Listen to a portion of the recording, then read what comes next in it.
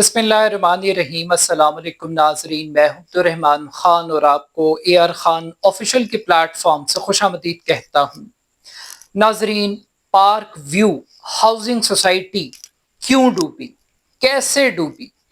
क्या वाकई ये हाउसिंग सोसाइटी दरिया की हदूद में कायम की गई?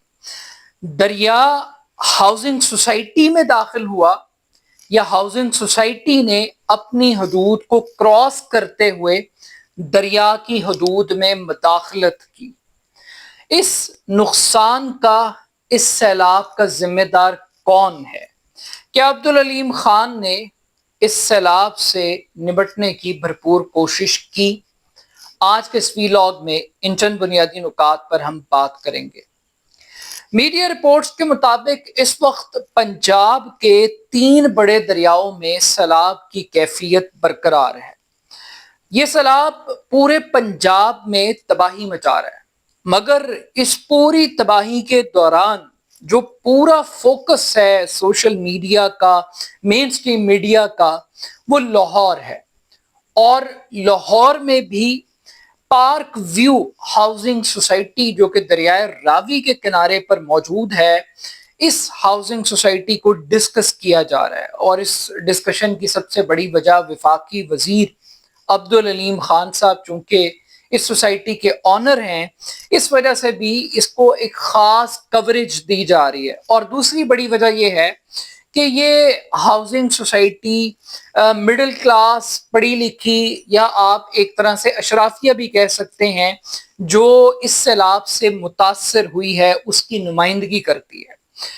बज़ाहिर लाहौर में 9 मुख्तलिफ मकामात सैलाब की नजर हुए, लेकिन इन 9 मुख्तलिफ मकामात में से अगर कोई ब्रेकिंग न्यूज है, टॉक ऑफ द टाउन कोई स्टोरी बनी हुई है, तो वो पार्क व्यू हाउसिंग सोसाइटी है। अब पानी पार्क व्यू हाउसिंग सोसाइटी में कैसे दाखिल हुआ, क्यों दाखिल हुआ, ये सोसाइटी कैसे डूबी, इसके ऊपर एक बहस हो रही है। यहां पर इस बात का तयन करना अभी बाकी है कि क्या वाकई ये हाउसिंग सोसाइटी दरिया की हदूद में, दरिया के पेट में, उसके बेड में कायम की गई। दरिया ने हाउसिंग सोसाइटी की हदूद को क्रॉस किया है, या हाउसिंग सोसाइटी ने दरिया की हदूद को क्रॉस किया है? दोनों में से किसने ब्रीच किया है एक दूसरे की हदूद को? ये एक बहुत बड़ी बहस है। क्या वाकई ये सोसाइटी दरिया के रास्ते में बनाई गई थी? ये इस वजह से कहा जा रहा है क्योंकि लोग ये कह रहे हैं कि बेसिकली दरिया ने अपना इंतकाम लिया, दरिया ने एंटी इंक्रोचमेंट ड्राइव की है और दरिया ने अपना रास्ता खुद क्लियर कर लिया। और ये एक सजा है कुदरत की तरफ से। ये अल्फाज, ये फिक्रे, ये जुमले ये बोले जा रहे हैं, मगर दूसरी जानिब एक और नुक्ता नजर है। वो ये कह रहे हैं कि ये सैलाब एक बहुत बड़े मैग्नीट्यूड पर था और इस मैग्नीट्यूड की वजह से ये सैलाब सोसाइटी के अंदर दाखिल हो गया। इसका मतलब ये नहीं है कि हाउसिंग सोसाइटी दरिया की हदूद में थी। अब ये 2 मुख्तलिफ नैरेटिव हैं। सोसाइटी दरिया के रास्ते में आई या दरिया सोसाइटी के रास्ते में आया, ये डिबेट है और इस डिबेट का तयन होना बहुत जरूरी है। अगर तो सोसाइटी ने दरिया की हदूद में इंटरफेयर किया है तो ये मुजरिमाना गफलत है, ये क्रिमिनल नेग्लिजेंस है और इसके ऊपर कार्रवाई होनी चाहिए। लेकिन अगर दूसरी तरफ ये दरिया सैलाब की सूरत में एक बड़े सैलाबी रेले की शक्ल में हाउसिंग सोसाइटी में दाखिल हुआ है, तो फिर हाउसिंग सोसाइटी का भी मीडिया ट्रायल नहीं होना चाहिए, फिर हाउसिंग सोसाइटी को भी कसूरवार नहीं ठहराना चाहिए, फिर इसको एक कुदरती आफत या कुदरती आफत प्लस मैन मेड क्राइसिस इसको करार देना चाहिए। لوگ اس کو انکروچمنٹ کے طور پر دیکھ رہے ہیں. لوگ عمران خان صاحب کے ماضی کے کلپس نکال کر علیم خان سے سوال پوچھ رہے ہیں. عمران خان صاحب نے اپنے ایک انٹرویو میں بہت پہلے یہ بات واضح طور پر کہی تھی کہ علیم خان صاحب سے کانفلکٹ کی بڑی وجہ ایک تو نیب کے کیسز تو چل رہے تھے، مگر 300 ایکڑ زمین جو کہ دریائے راوی میں موجود تھی، علیم خان صاحب اس کو لیگلائز کروانا چاہتے تھے ہاؤسنگ سوسائٹی کے لیے. اب 300 ایکڑ کی بات یہ کر رہے ہیں، لیکن علیم خان صاحب کی جو ہاؤسنگ سوسائٹی ہے وہ ایک بہت بڑی ہاؤسنگ سوسائٹی ہے. میرا خیال ہے کہ یہ ہزاروں ایکڑ کے اوپر مشتمل ہاؤسنگ سوسائٹی ہے. مجھے ایگزیکٹ اس کے رقبے کا سائز نہیں معلوم، لیکن اتنی بار بڑی وضاحت کے ساتھ کی جا سکتی ہے کہ ایک بڑی ہاؤسنگ سوسائٹی کے 4 سے 6 بلاک وہ سیلاب کی نظر ہوئے، وہ پانی کی نظر ہو گئے، دریا کی نظر ہو گئے، جو کہ نہیں ہونے چاہیے تھے. مگر یہ بہت بڑی سوسائٹی ہے، اور ایسا نہیں ہے کہ یہ پوری کی پوری سوسائٹی انلیگل ہے. اگر عمران خان صاحب کی بات کو مان لیا جائے تو یہ جھگڑا 300 ایکڑ کا ہے. لیکن یہاں پر آپ کو ایک اور بھی سوال جو اس پورے کرائسس کے دوران نظر آیا کہ بعض اوقات انسان بڑا بے بس ہوتا ہے. علیم خان صاحب کا سب کچھ سٹیک پہ لگ گیا، ان کا کاروبار لگ گیا، ان کی ساکھ لگ گئی، ان کا امیج، ہر چیز ایک کوسچن مارک بن گیا. اور کسی بھی کاروبار کے لیے اس کی ساکھ، اس کی پہچان، اس کی شخصیت، اس کے کسی بھی مستقبل کے پروجیکٹس کے لیے اور کرنٹ پروجیکٹ کے لیے بڑی امپورٹنٹ ہوتی ہے. اور علیم خان صاحب نے اپنے آپ کو بچانے کی بھرپور کوشش کی. بطور ایک بزنس مین اور سوسائٹی کے آنر کے، انہوں نے گورنمنٹ کا انتظار نہیں کیا، اپنی پرائیویٹ مشینری لگائی.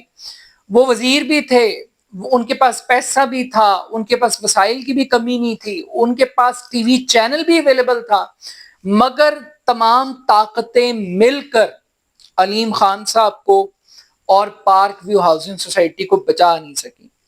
اب یہ سانحہ، یہ حادثہ، یا ان کے مخالفین اس کو قدرت کا انتقام کہیں کہ جس ہاؤسنگ سوسائٹی کی خاطر انہوں نے عمران خان کے ساتھ جھگڑا لیا، وزارتیں قبول کیں، گورنمنٹ کا حصہ بن گیا، جا کے وہ ساری کی ساری طاقت وہ دریائے راوی کے پانی میں بہہ گئی. اور کچھ لوگ تو اس کو یہ بھی کہتے ہیں کہ جس ناجائز طریقے سے زمینوں کو لیگلائز کروایا گیا، اسی طریقے سے ایل ڈی اے نے تو کام نہیں کیا، روڈا نے تو کام نہیں کیا، دریا نے اپنا کام پورا کر دیا اور اس نے اینٹی انکروچمنٹ ڈرائیو کر دی ہے. تو یہ بات کہی گئی ہے. اب علیم خان صاحب بچانے کی کوشش کی، نہیں بچا پائے. پانی زیادہ تھا، پانی کا فلو زیادہ تھا، بند ٹوٹ گیا، بلاکس کے اندر پانی آ گیا، پینک ہوا، لوگ پریشان ہوئے، لوگوں کی لائف ایٹ سٹیک لگ گئی. مگر اس کے بعد ایک رسپانس آیا، اور کئی گھنٹوں کے بعد، مطلب میں اس چیز کو اپریشیٹ کرتا ہوں. کاروبار بہت سارے لوگ کرتے ہیں، بہت سارے ہاؤسنگ سوسائٹیز کے اندر بڑے بڑے فراڈ ہوئے ہیں لوگوں کے ساتھ. وہ ایڈن والے صاحب کی تو حالت یہ تھی کہ جب وہ مرے تو لوگ ان کا جنازہ نہیں ہونے دے رہے تھے، اور ان کے اہل خانہ ان کا جنازہ نہیں پڑھ سکے جو ایڈن کے آنر تھے. ایسے بھی لوگ گزرے. مگر یہاں پر ایک اچھا جسٹر یہ دیا علیم خان نے. بہرحال اب مجھے نہیں پتا کہ پریکٹیکلی یہ امپلیمنٹ بھی ہوتا ہے یا نہیں ہوتا. ان کی سوسائٹی کی طرف سے، ان کی مینجمنٹ کی طرف سے یہ اعلان ضرور ہوا ہے کہ بھئی اگر جس کا بھی جو بھی نقصان ہوا ہے وہ سوسائٹی پورا کرے گی، اور اچھی بات ہے، سوسائٹی کو کرنا چاہیے. مگر اس سیلاب کا جواب علیم خان کو بھی دینا چاہیے، حکومت وقت کو بھی دینا چاہیے، اور عوام کو بھی دینا چاہیے. حکومت وقت کو اس لیے دینا چاہیے کہ حکومت کو اسٹیبلش کرنا ہے کہ یہ جو ہاؤسنگ سوسائٹی ہے یہ دریا کے راستے میں نہیں بنائی گئی تھی، اور سوسائٹی کو یہ اسٹیبلش کرنا ہے کہ سوسائٹی کا مقام ٹھیک تھا، سوسائٹی کے سیفٹی میجرز پورے تھے، مگر سیلاب کی کیفیت اتنی زیادہ تھی کہ سوسائٹی اگر 3 کلومیٹر مزید فاصلے پر ہوتی تب بھی وہ ڈوب جاتی. اب یہاں پر یہ ایک بڑا ایک لاجیکل کوسچن ہے جو سوسائٹی کے حق میں دلیلیں دے رہے ہیں. وہ یہ کہہ رہے ہیں کہ یار یہ سوسائٹی تو آج بنی ہے، لیکن جو بادامی باغ کا علاقہ ہے کیا وہ بھی انکروچمنٹ ہے؟ کیا جو تھیم پارک بنا ہے کیا وہ بھی انکروچمنٹ ہے؟ جو پرانے علاقے ہیں یا جو اس کے رائٹ لیفٹ پہ وادیاں ہیں، اس سے پہلے کی وادیاں 9 مقامات ڈوبے ہیں، کیا وہ سارے کے سارے انکروچمنٹ ہے؟ وہ سارے کے سارے انلیگل ہیں؟ اور پھر اس سے بڑھ کے کہ ہم یہ جو سیلاب ہے راوی کا ہو، چناب کا ہو، ستلج کا ہو، ہزاروں ایکڑ زمین نگل گئے. تو کیا یہ ساری کی ساری زمین دریا کے راستے میں تھی؟ کیا یہ ساری کی ساری جو ہزاروں ایکڑ زمین تھی یہ انکروچمنٹ ہی تھی؟ یار انکروچمنٹ 1 مربع ہو سکتی ہے، 50 ایکڑ ہو سکتی ہے، 100 ایکڑ ہو سکتی ہے. یہاں شہر کے شہر وہ اس انکروچمنٹ کی اس سیلاب کی نظر ہو گئے. تو کیا ہم ساری چیزوں کو ایک ہی پلڑے میں اور ایک ہی اینگل سے ہم دیکھیں گے؟ تو ہمیں اس چیز کو سوچنا چاہیے کہ دریا کی ایکچوئل حدود کتنی ہیں، اور اس حدود کے اور آئیڈیل حدود کتنی ہونی چاہیے، کتنا گیپ ہونا چاہیے. اور یہاں پر اس چیز کو بھی ہمیں ڈیفائن کرنا چاہیے کہ ریڈ ایریا کیا ہے، گرے ایریا کون سا ہے، گرین ایریا کون سا ہے. یعنی کہ ایک خطرناک حد ہے اور ایک کم خطرناک حد ہے اور ایک سیف سائڈ ہے. تو ہمیں ان ایریاز کو اب ڈیوائیڈ کرنا پڑے گا. اب یہاں پر روڈا شوڈا یعنی دنیا بھر میں دریاؤں کے کنارے شہر آباد ہوتے ہیں، سمندر کے کنارے شہر آباد ہوتے ہیں، کراچی آپ کے سامنے ہے. مگر قدرتی آفت کبھی بھی اللہ نہ کرے، ہم نے سونامی بھی دیکھے، یہاں پہ سنگاپور جیسے شہر بھی ہیں، دبئی بھی ہے، یہاں پہ مالدیپ جیسا ملک بھی ہے، 1200 جزیروں کے اوپر مشتمل پورا ملک کھڑا ہوا ہے. لیکن سیلاب بھی آتے ہیں، چیزیں بھی آتی ہیں، لیکن کام چلتا ہے. تو سیفٹی میئرز بڑے امپورٹنٹ ہیں، تو اس پہ ہمیں بات کرنی چاہیے. اور روڈا کی پرفارمنس کو بھی ایویلویٹ کرنا چاہیے کہ ریگولیٹر کہاں پر ہے، ریگولیٹر نے کیا کیا. اور علیم خان صاحب میرا خیال ہے کہ ان کے لیے ایک بڑی اپرچونٹی ہے اس پورے کرائسس کے اندر. ایک اچھی چیز انہوں نے کی کہ انہوں نے اپنے طور پہ کوشش کی بچانے کی، لیکن نہیں بچا پائے. پھر دوسری اچھی کوشش یہ کی کہ چلیں کمپنسیشن کی انہوں نے بات کی ہے کہ گورنمنٹ کچھ کرے نہ کرے، وہ کرنے کے لیے تیار ہیں. لیکن میرا خیال ہے کہ انہیں مورل گراؤنڈز کے اوپر ایک ریزائن بھی کرنا چاہیے، اور ایک انکوائری، ایک جوڈیشل کمیشن، آلدو کہ پاکستان انکوائریز کا، جوڈیشل کمیشن کا ایک قبرستان ہے اور وہاں سے نکلتا کچھ نہیں ہے. اور اگر وہ استعفیٰ شاید دے بھی دیں تب بھی شاید اس انکوائری رپورٹ کو کوئی مانے نہ. مگر جتنے ان کے مخالفین ہیں جو کلائمیٹ کے حوالے سے، انوائرمنٹ کے حوالے سے جو اینٹی روڈا ڈرائیوز چلاتے ہیں، ان کو شامل کیا جائے کمیشن کے اندر، اور علیم خان صاحب اپنے آپ کو پیش کریں اور اپنے کاروبار کو پیش کریں اور اس میں ایک شفافیت لے کر آئیں، اپنی کریڈیبلٹی کو مزید بہتر بنائیں. اور ایک اور چیز کام کریں کہ جس طریقے سے دریاؤں پر پکے اور مضبوط بند باندھے جاتے ہیں پتھروں والے، وہ بند بنائیں. اور میری مطلب ایک سجیشن ہے کہ اب کوئی پلاٹ سیل نہ کریں. اب لوگوں سے مت کہیں کہ پارک ہاؤسنگ سوسائٹی آپ کے لیے سیف ہے. پہلے ایک بڑا بند باندھ کے دکھائیں، بنائیں، لوگوں کو لے کے جائیں، لوگوں کو وزٹ کرائیں، ماہرین کو لے کے جائیں اور ایک اسیسمنٹ کروائیں، اور پھر اس کے بعد اس کو اوپن کریں بزنس کے لیے تاکہ لوگوں کا خوف اور پینک ختم ہو. لیکن اس کے لیے پہلے آپ ریزائن کر کے ایک رسپانسبلٹی شو کریں. مطلب یہ کانفلکٹ آف انٹرسٹ ہے نا جی. ایک طرف آپ پہ الزام لگ رہے ہوں کہ آپ نے غیر قانونی طریقے سے سوسائٹی اپروو کرا لی، اور اپروو بھی ایسی کرا لی کہ دریا کے راستے میں اپروو کروا لی، اور اس سے تباہی ہوئی اور خوف اور نقصان پھیلا. اور پھر آپ وزیر بھی ہوں، آپ چور اور چوکیدار دونوں کا رول پلے کر رہے ہوں، تو یہ ٹھیک نہیں ہے، امیج کے لیے بہتر نہیں ہوگا. پھر اس کے بعد ایک جو لاسٹ چیز ہے وہ کنزیومر کے اینڈ کے اوپر ہے. لوگ بھاگ رہے ہیں، لوگ علیم خان سے سوال پوچھ رہے ہیں کہ تم نے فراڈ کر دیا، تم نے دھوکہ دے دیا، تم بے ایمان ہو، یہ ساری باتیں ہو رہی ہیں. لوگ بھی تو کوئی اپنی عقل استعمال کریں، کوئی اپنا بھی تو کوئی احتساب کریں، اپنے آپ سے تو پوچھیں کہ یار علیم خان آپ کی کن پٹی پر بندوق رکھ کے آپ کو کہنے کے لیے آیا تھا کہ یار یہ زمین خرید لو، یہ پلاٹ خرید لو. آپ کو نہیں پتا تھا کہ یہ جو بلاک ہے یہ دریائے راوی کے کنارے پر ہے؟ آپ کو نہیں پتا تھا کہ سیلاب بھی آ سکتا ہے، یہ سیف نہیں ہے، یہ انویسٹمنٹ ڈوب جائے گی؟ تو علیم خان تو آپ کو گھر سے پکڑ کے نہیں لایا تھا، یہ تو آپ ہیں جنہوں نے لاکھوں کروڑوں روپیہ دے کر وہاں گھر بنائے، انویسٹمنٹ کی، چیزیں کی. تو آپ بھی قصوروار ہیں اتنے جتنا علیم خان ہے. تو صرف اکیلا قصور علیم خان کا نہیں ہے. اگر آپ علیم خان کو لٹیرا کہتے ہیں تو لٹنے کے لیے آپ نے اپنے آپ کو خود پیش کیا ہے. کوئی کسی نے کن پٹی پر رکھ کر آپ سے یہ پلاٹ آپ کو نہیں بیچے، یا آپ نے اپنی پسند سے اپنی چوائس سے لی ہیں. آج آپ کے سامنے سیلاب آ گیا.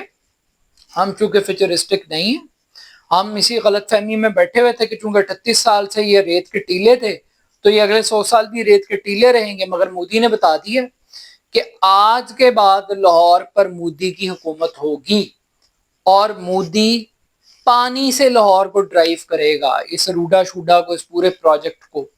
تو still at the end of the day park view housing society یا تھیم پارک یا جتنے علاقے لاہور میں نوٹ ڈوبے ہیں ان کے اوپر ایک انکوائری ضرور ہونی چاہیے کہ کیا یہ علاقے دریا کی حدود میں آ گئے یا دریا سیلاب بن کر اور بڑا طوفان بن کر ان علاقوں کی حدود میں انٹرفیئر کر گیا.